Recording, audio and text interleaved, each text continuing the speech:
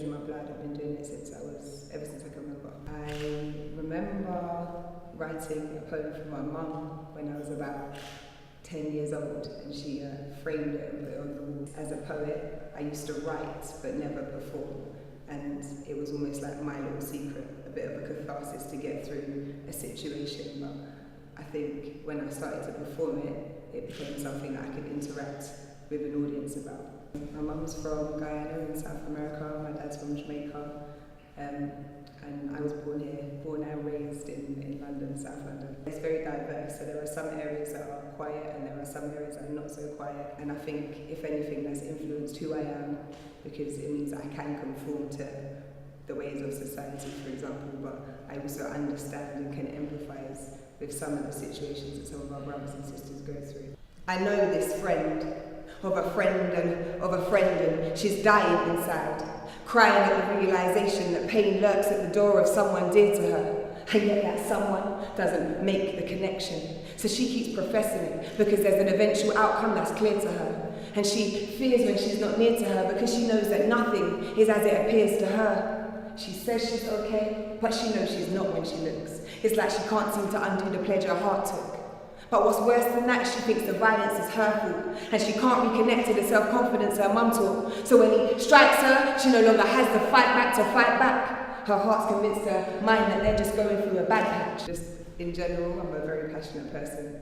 I like to express myself, and this is a non-offensive way, in my opinion, for me to do that. Once upon a time, there was this child.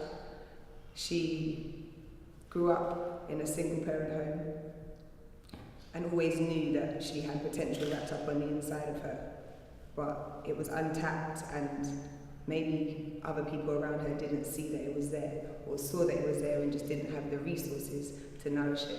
But as she grew older, she began to find out for herself that it was there, and when she realised it was there and realised that there were ways for her to express it, she just went with it, and now she's living a dream. I didn't come here to preach. In fact, I most definitely did not come here to preach. But every now and then I find myself asking a question. Yes, we've made movement, but in which direction?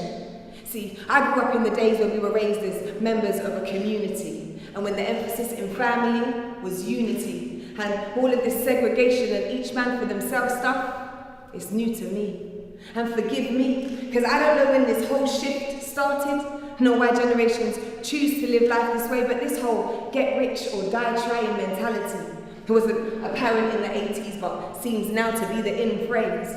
And I can't see that it's the way. Because we all know behind the closed doors and the cracks in the windows that money don't mean a thing, yo. Our culture, it spans several hundred generations. And we've got history upon history upon history.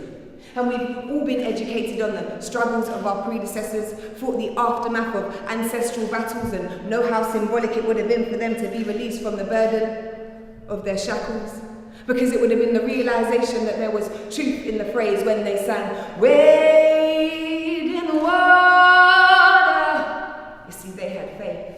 For generations believing, God's gonna trouble the water. You see, our ancestors, they cried rivers and streams as they engineered thoughts so that we would have the courage to dream. Knowing that in their own lives, those same thoughts and same dreams might amount to nothing. They endured a lifetime of suffering. And so now do you see why I say it's a shame? Because we progressed so far to regress right back again. And this poem isn't intended to be race specific. So put the shoes on if your feet will fit it, but at the same time, stop and take a look around. Because we live in a society that will stereotype you according to the clothes you wear, where people will assess your beauty according to the very texture of your hair. And some still think fair is the best shade of black to me, although the best shade is the shade that you're born as naturally. But actually it's a catastrophe that society still recognises race division, because it means even though our president is a black man, we haven't fully embodied Dr. Martin Luther King's vision. And he said, "Judge me for the content of my character, and not by the colour of my skin." But 46 years later, is it that no one heard or no one was listening? Because although on the surface it seems like we've moved far from the start, movement in which direction is a question I must ask.